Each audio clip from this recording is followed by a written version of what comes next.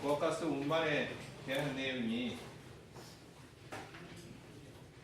거리에 대한 것, 또 운반 용량에 대한 것들, 기타 운반 방법에 대한 것들, 또 책임자가 있어야 되는지 없어야 되는지 이런 것 등등에 대해서 자세히 나와 있어요.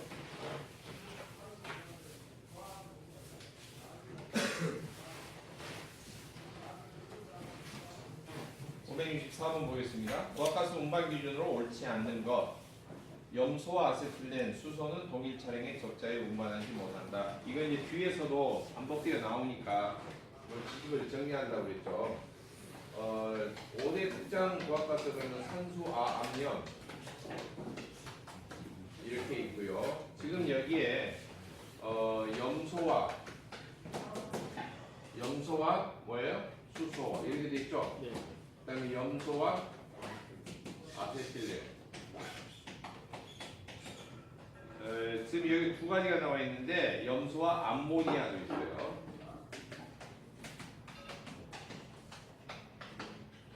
일단 이것은 동일 차량이 적재가 안 돼요.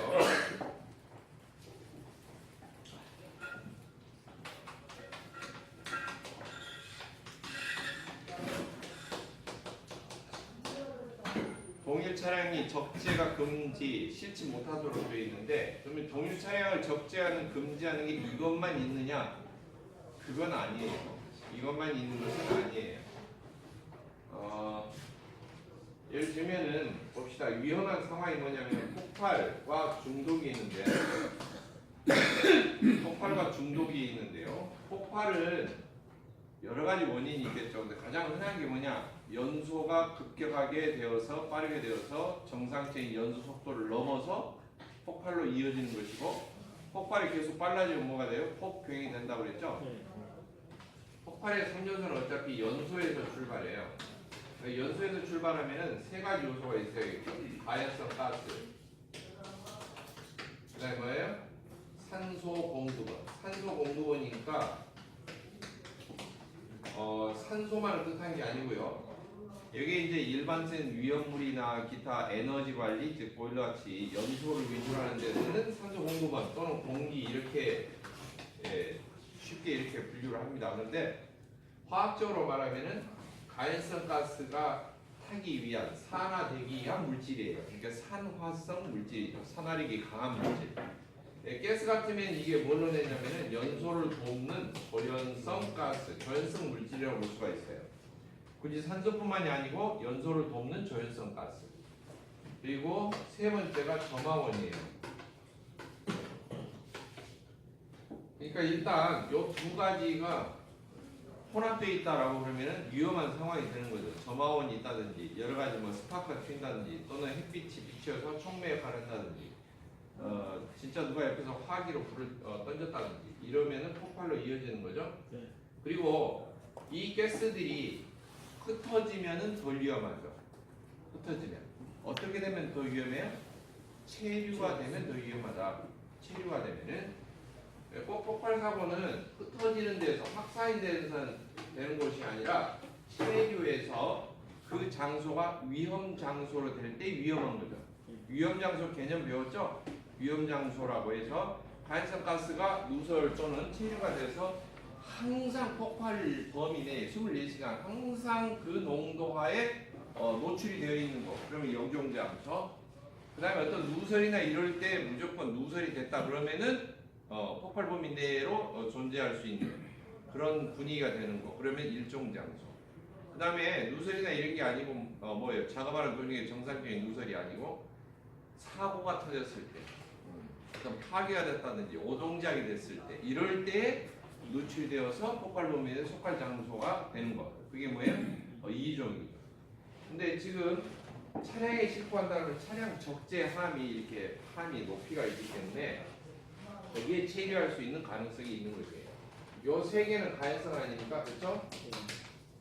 산소는 저연성이죠. 염소도 저연성이죠. 독성이면서 저연성이죠. 강력한 산화력을 지니고 있죠. 근데 염소가 지난 시간에 설명했다시피 분자량이 71, 산소는 분자량이 32예요. 전기 분자량보다 살짝 높지만 공기의 21%가 포함되어 있는 공기 중에 흩어지는 그런 가스죠. 염소는 무조건 체류합니다. 밑바닥에 깔려요. 그리고 색깔이 보여요. 염소 기체는 누출이 되면 밑바닥에 쫙 깔리면서 황록색 기체로 보입니다. 4대강에만 존재한다는 전설의 라떼를 기체 상태로 해서 밑바닥에 쫙 깔린 거랑 똑같아요. 그런 상태에서 이런 암모니아, 아세틸렌, 수소 이런 가해성 가스가 만약에 누출이 된다면 어때요? 폭발 분위기를 만들 수가 있는 것이죠. 그래서 동일한 차량에 적재 금지한다는 것이고요. 또 하나 추가한다면 여러분이 폭발 종류를 배웠는데 폭발이 화학적인 반응을 통해서 폭발이 일어나는 게 있고 단순하게 압력이 초과돼서 압력 때문에 폭발하는 게 있다고 그랬죠. 화학적인 반응을 통해서 폭발하는 것 중에 촉매 폭발이 있었어요. 촉매 폭발. 여기 보시면 하나만 딸랑 띄어서 이야기하기가 뭐하니까 위에 연소 폭발. 압력을 높은 압력으로 가하면은 성분이 짝짝짝 쪼개지면서 다른 물질이 되면서 폭발하는 거. 보이신 거예요? 분해 폭발. 가만히 놔두면 자기들끼리 엉겨 붙어서 떡져가지고 지끈지끈 열이 나면서 폭발하는 거. 뭐죠? 중합 폭발.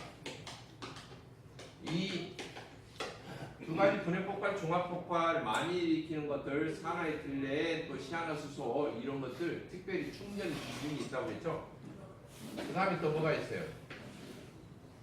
저기 나오는 촉매 폭발. 이 촉매 폭발. 그 다음에 가스와 특정한 금속이라든지 이런 성분이 만나면 금속을 부식시키면서 화학 반응이 일어나면서 그게 폭발성 물질이 되는 거. 그게 뭐예요? 화학 폭발. 이런 종류들이 있어요. 5가지 종류나 있는데 이게 압력에 의한 압력 폭발 말고요. 이게 화학 반응을 통해서 일어나는 폭발이고 그 중에서 촉매 폭발이라고 하는 경우는 가연성 가스, 조연성 가스가 어우러져 있는데 여기에 뭐가 비출 때? 햇빛이 비치면은 라이터불처럼 이렇게 불씨를 대지도 않았는데 이게 촉매 작용을 해서 폭발을 일으킬 수 있는 위험성이 있는 거. 그걸 촉매 폭발이라고 그랬죠. 그게 원소 주기율표에 보면은 1조, 2조, 3조, 4조, 5조, 6조, 7조, 8조. 여러분들 그동안 많이 외웠을 거예요. 기초과학할 때. 수, 리, 나, 발, 배, 마카, 상, 비, 이제 붕알이라고 쓰면은 동소 알미늄인데 사, 한, 탄소 교소예요. 리튬, 나트륨, 칼륨이고요. 5, 7인, 산황,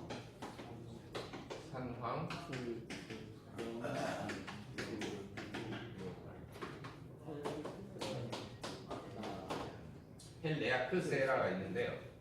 이 중에서 상온에서 분자를 만든다면은 기체 상태로 존재할 수 있는 게 뭐냐? 리튬, 금속, 나트륨, 금속, 칼륨, 금속, 베릴륨, 마그네슘, 칼슘, 궁소, 알미늄, 탄소 고체, 규소 고체, 인 고체, 황 고체. 그 다음에 이쪽은 거의 기체. 그래서 사실 기체로 존재하는 것은 몇 가지 안 된다고 볼 수가 있죠. 그래 안 그래요? 상온에서 이런 평상시 온도에서 기체로 존재하는 거. 뜯어보면 이 정도 될 거예요. 이렇게 될 겁니다.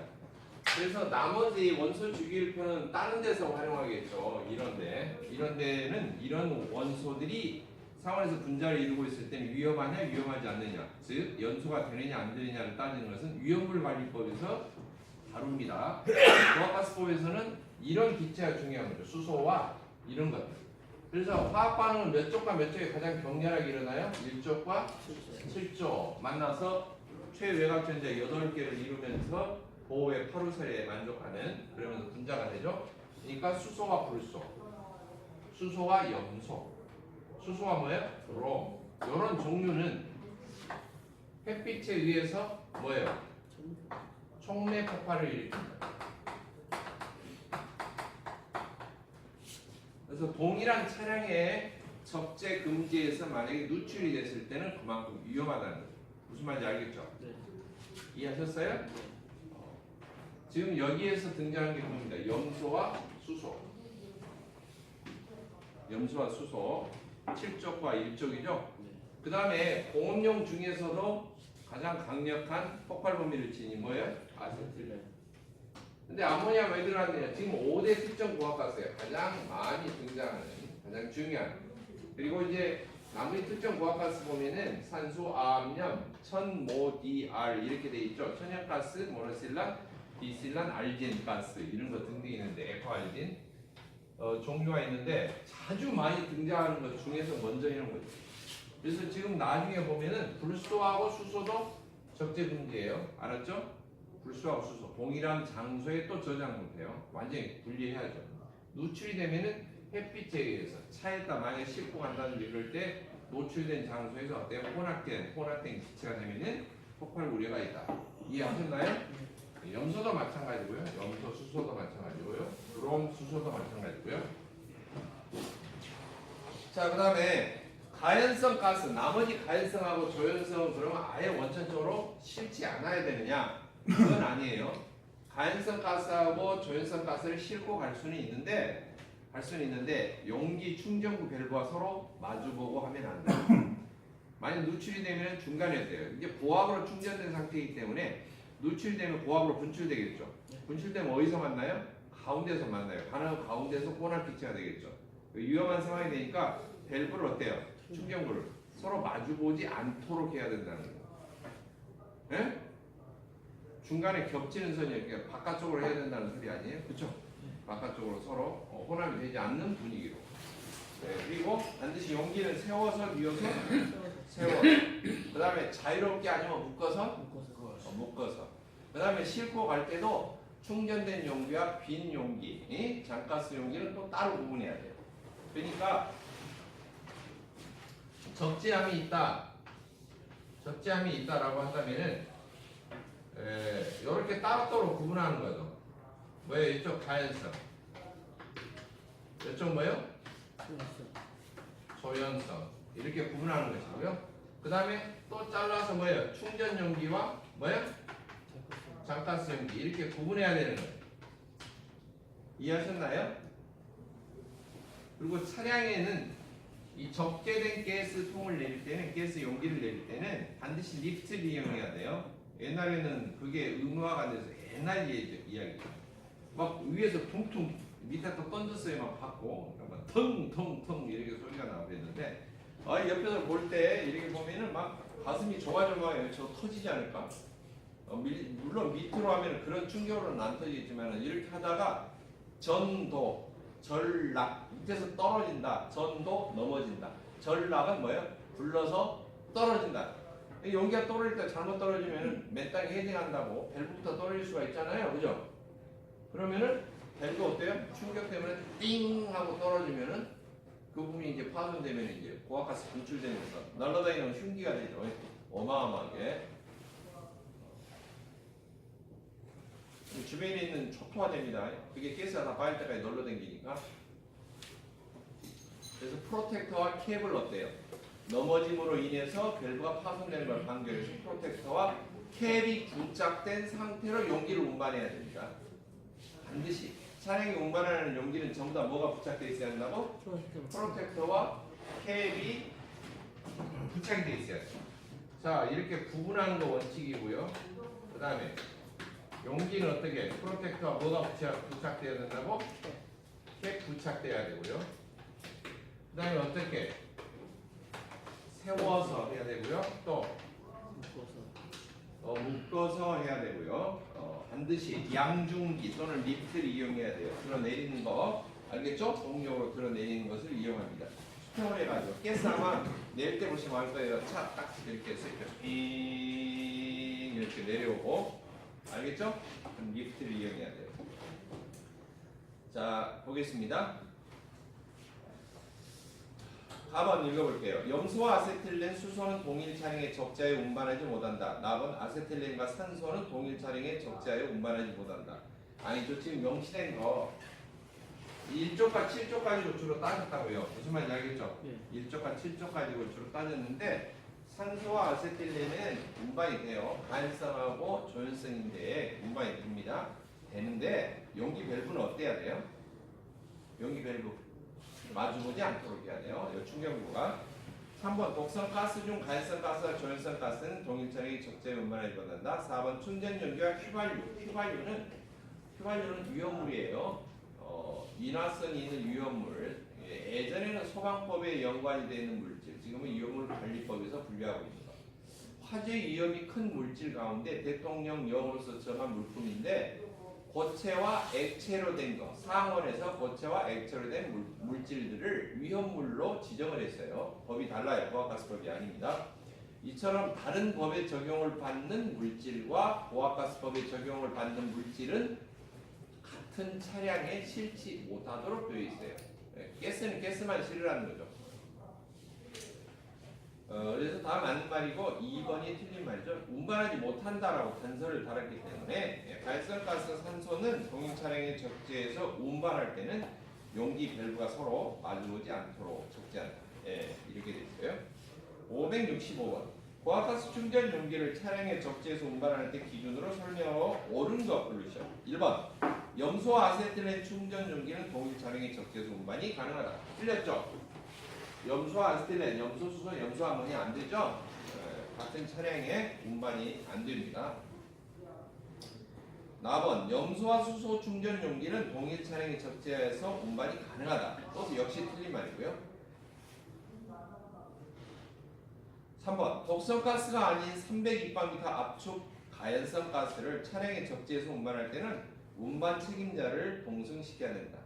4번 독성가스가 아닌 2000kg 액화 조연성 가스를 차량의 적재에서 운반할 때는 운반 책임자를 동승해야 된다. 자, 보합가스를 용기로 운반할 때 운반 책임자가 따라가야 되느냐 안 따라가야 되느냐 거기에 대한 기준입니다. 지금 독성가스는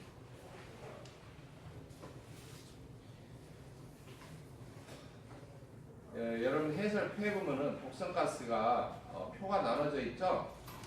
200ppm 초가 5000ppm이야 이렇게 했는데 기준을 잘 보시면 TWA 기준이에요. 이게 뭐냐면 옛날에 LC50 기준이 이제 개정이 됐죠. TWA에서 TWA 기준이 뭐예요? 여러분 독가조 이렇게 나누는데요. 독성, 가연성, 뭐요? 조연성 이렇게 나눠요. 그래서 외울 때는 독가조 암기상은 이렇게 외워요. 독가조 136 그렇게 외워요. 독가조 136 그렇게 외우는데요. 숫자가 이제 독성이면은 100, 가연성이면은 3000, 조연성이면 6000, 액화일 때요. 압축일 때는 요거 이제 10분의 1씩 줄어요. 그래서 독성이면 12바미터, 가연성이면 300, 조연성이면 602바미터 이렇게 돼 있고요. 자, 근데 이제 하나만 내보세요. 거기 세부적으로 나와 있는 200에서 5000 거기까지 하지 마시고요. 이 독성은 뭔 기준으로 얘기되어 있죠? TWA 기준으로 독성 이렇게 돼 있죠. 네? 자, 요거부터 이제 해설해 볼게요. 그러면은 압축 상태 이거 뭐예요? 액화 상태 이렇게 돼 있다고요? 알겠죠? 그래서 136 그랬으니까 액화 상태부터 100, 3000, 6000. 근데 이제 만약 압축 상태면 10분의 1을 뜬다고 그랬죠? 네? 10, 300, 600 이렇게 돼 있어요. 그래서 독성이 두 개로 나눠져 있는데 200에서 5000ppm도 들어가 있는데 그것은 외우지 마세요. 이유가 있어요. 법에서 말하는 독성 가스란 법이죠, 법. 보합가스 법령 규칙에 의한 법적인 정의라고 해요. 뜻을 정하는 것, 정의. 정한다, 뜻의자, 뜻을 정해놨어. 정의, 보합가스 용어를 정해놨는데 독성 가스란 지금 기준으로는 LC50 기준으로 얼마? 5000 ppm 이하인 가스 이렇게 돼 있죠. 근데 LCOC 기준이 뭐라고 그랬죠? 그런데 한번 봅시다. 흰 쥐를 대상으로 합니다. 1시간 동안 쏘였다. 그랬더니 2주 동안 지켜봤다는 거죠? 그래 안 그래요? 1시간 동안 집중적으로 노출시켰어. 거기다 그냥 1시간 동안 그냥 꼭 담갔다 뺐어. 그리고 나서 이제 놔줬어요. 신선한 공기에서. 한번 피폭을 당한 거죠? 그래서 14일 동안 지켜본 거죠. 14일 동안 지켜봤더니 몇 퍼센트가 죽느냐? 50%가 죽는 거죠. 50%가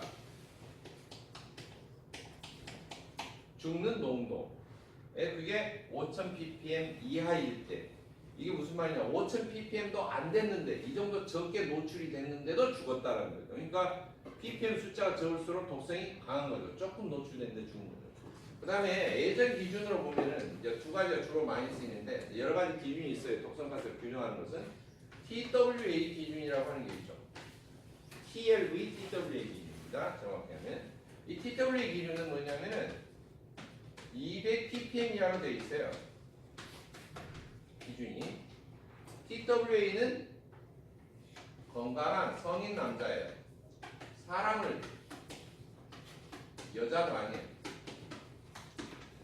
8시간 동안 계속해요. 계속 누적해서 그 농도로 쏘이는 거죠. 그 농도에서 작업하는 거예요. 8시간 근무를 하는 거예요. 계속. 그럴 때에 독성이 중독의 위험이 있는 거. 그게 이제 200ppm 이하일 때예요. 즉 요만큼 조그만 농도에서 계속 8시간 했는데도 불구하고 중독이 될 위험이 있는 거죠.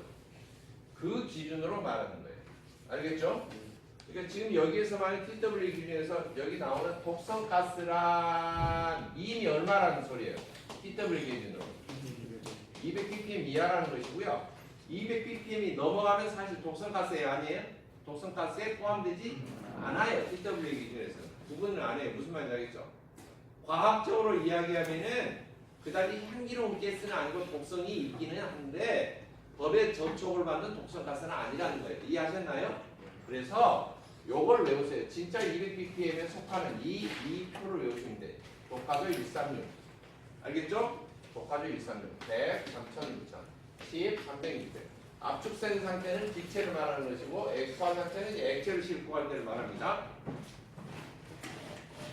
그래서 분석을 해보는 거예요.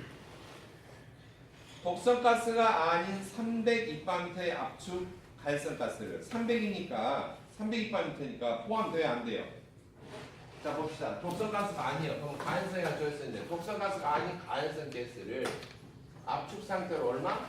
300 2파미터를 싣고 가면은 운반 차량에 뭐가 있어야 돼? 누가 있어야 돼? 예? 운반 책임자가 동승을 해야 돼. 동승.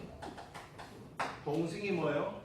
아이 스님, 어린 스님 동승, 동자승. 같이 승차한다. 같이 탄다. 그 운반 책임자는 누구냐면 자격 소지자예요. 자격 소지자입니다. 자격 소지자가 동승을 해서 여러 가지 위험한 사태에 대비할 수 있도록 조치할 수 있도록 안전관리를 할 수 있도록 그런 담당자가 동승을 한다는 것이고 단 예외는 뭐냐면 운전자가 자격을 소지한 경우는 예외로 되어 있는데요. 그게 가스 관련 회사에서 자꾸 일종 면허를 지닌 사람 자꾸 이렇게 찾는 이유가 거기가 있어요. 한 사람 해야 되니까 그 차량 운반으로 영업소에 운반으로 이것저것 막 하는데도 불구하고 두 사람 왔다 갔다 하면은 좀 그렇죠. 네, 그래서 아예 운전면허 소지자를 구하는 거죠.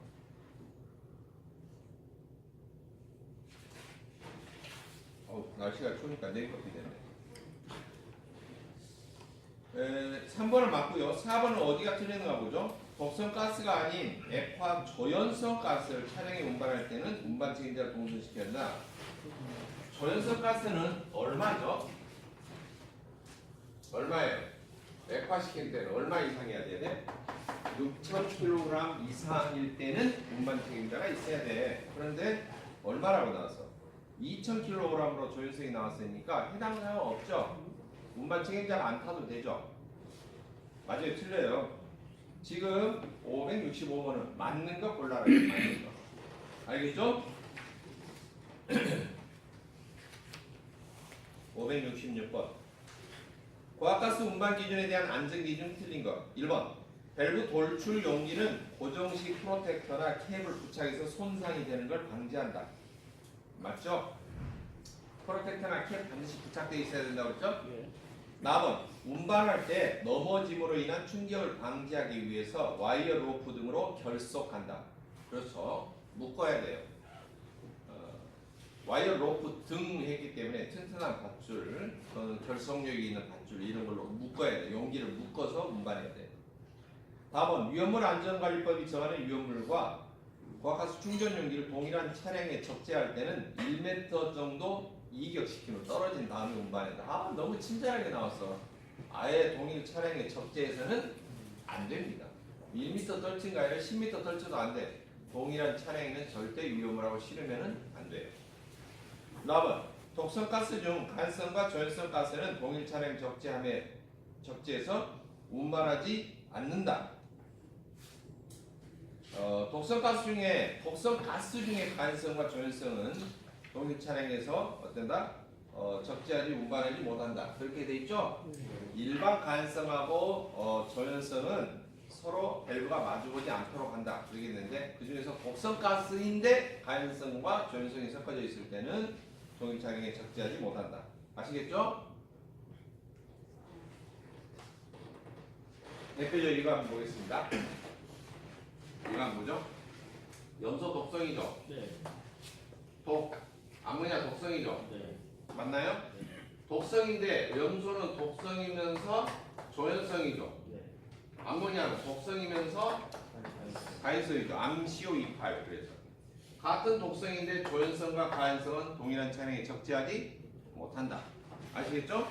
그래서 여기에가 비밀이 숨겨져 있죠. 이 산소함량 순서 가지고 비밀이 숨겨져 있는 거죠. 이해하셨나요? 자, 그래서 567번 그 다음 문제입니다.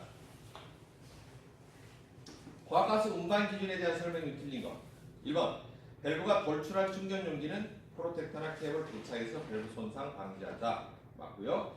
4번. 충전 용기 운반할 때 넘어짐으로 인한 충격 방지하기 위해서 충전 용기를 단단하게 묶는다. 맞고요. 3번. 위험물 안전관리법이 정하는 위험물과 충전 용기를 동일 차량에 적재할 때 1m 정도 이격시켜서 운반한다. 절대 같은 차량에 실으면 안 되기 때문에 이게 정답이죠. 4번. 염소아세틸렌 암모니아 또는 수소는 동일 차량에 적재해서 운반하지 않는다. 제일 처음에 풀었던 문제죠. 568번. 고압가스 운반 기준으로 틀린 거. 4번. 고압가스 운반할 때는 재해 방지를 위해 필요한 주의사항을 기재한 서면을 매뉴얼이죠. 말하자면은 어떻게 조치한다, 뭘 주의해야 된다, 조치 매뉴얼에 대한 주의사항 매뉴얼을 서면을 운전자에게 교부하고 운전 중 휴대하게 한다. 혹시 만에 하나 사고가 터질 때를 방지하기 위해서 여러 가지 재해 조치, 예방 조치, 이런 매뉴얼을 실은 서면을 서류를 가지고 휴대해서 운반하도록 합니다. 알겠죠? 괜히 당황하면 안 되겠죠? 긴급 안전조치 요령부터 해서 어떻게든 긴급 연락을 해야 되는지 이런 것 등등. 4번. 차량의 고장이나 교통사정 또는 운전자의 휴식 등 부득이한 경우를 제외하고는 장시간 정차해서는 안 된다. 한 곳에다가 이상한 데다가 받쳐놓고 정차를 하면 안 돼요. 고압가스 차량은. 4번. 고속도로 운행 중에 점심 식사를 하기 위해서 운반 책임자와 운전자가 동시에 차량을 이탈할 때는 시건 장치를 해야 된다. 차 누가 안 가져가고 그래요. 차량 도난 방지하기 위해서 잠궈놓고 와야 된다 이렇게 했는데 고압가스 운반 중에는요, 고속도로 운반 중에는 반드시 차량에 한 사람이 남아 있어야 돼요. 알겠죠? 그래서 두 사람이 동시에 차량을 이탈하면은 안 돼요. 알겠습니까? 운반 책임자가 운전자하고 이렇게 따로따로 이렇게 식사를 같이 앉아서 따로따로 한 명 먹으면 한 명 먹고 이렇게 해야 돼요. 근데 실제로 그럴까요? 모르겠어요. 모르겠어요. 고속도로 휴게소에서 고압가스 차량을 본 적이 없기 때문에 이렇게 장거리를 운전하면 돼요. 4번. 지정한 도로나 시간 속도에 따라 운반해야 된다. 네, 맞습니다. 569번. 다음 고압가스 운반 기준 중 위반 사항은 1번. LPG와 산소를 동일 차량에 그 충전용의 밸브가 서로 마주보지 않도록 적재했다. 괜찮죠? 간섭과 산소가 서로 운반될 때는 어때요? 마주보지 않도록 해야죠. 밸브가. 그래요, 안 그래요? 맞아요, 틀려요. 그 위반사항, 그러니까 법적으로 위반된 거, 법적으로 잘못된 거 골라라는 거예요. 1번은 잘못되지 않았어요. 2번, 운반 중에 충전 용기는 40도 이하가 되도록 한다. 항상 용기 탱크는 몇 도 이하예요? 40도 이하죠? 그 다음에 4번, 비독성, 독성이 아닌 압축된 간섭 가스를 500m, 500입방미터 운반 시 운반 책임자를 동승시키지 않고 운반하였다. 그랬는데요. 독성이 아닌 간섭 가스. 봅시다, 여기 봅시다. 독성이 아닌, 아닌 가연성이죠. 그냥 가연성이죠. 압축 상태로 300입방미터가 넘으면 운반 책임자 동승해야 돼요. 맞죠? 지금 계속 이 표에서 칠판에 적혀 있는 것에서 거의 지금 계속 답이 나오고 있는데요. 근데 500입방미터를 운반했대요. 가연성 압축인데, 그쵸? 300이 넘었죠? 그럼 운반 책임자를 동승을 해야죠. 근데 운반 책임자를 동승하지 않고 운반했대요. 그러니까 법 위반이죠. 위반이죠? 법 위반이죠. 네. 다음은 200km 이상의 거리를 운행할 경우는 중간에 휴식을 취한다. 운반하는 거리가 200km를 넘어갈 때입니다. 고속도로 운반이나 이렇게 할 때입니다. 가스차량을. 포화가스 운반할 때 200km가 넘어가면 반드시 중간에 한번 휴식을 취하는 것도 있어요. 200km마다. 그러니까 넘어가면 중간에 한번 쉬어야겠죠. 가령 300km를 운반한다 그러면은 200km 도달하기 전에 중간에 한번 쉬고 휴게소에서 쉬고 가야죠. 그 휴게소에서 쉴 때 두 사람이 동시에 차량을 이탈하면 안 된다는 거예요. 운전자하고 운반 책임자가. 아시겠죠?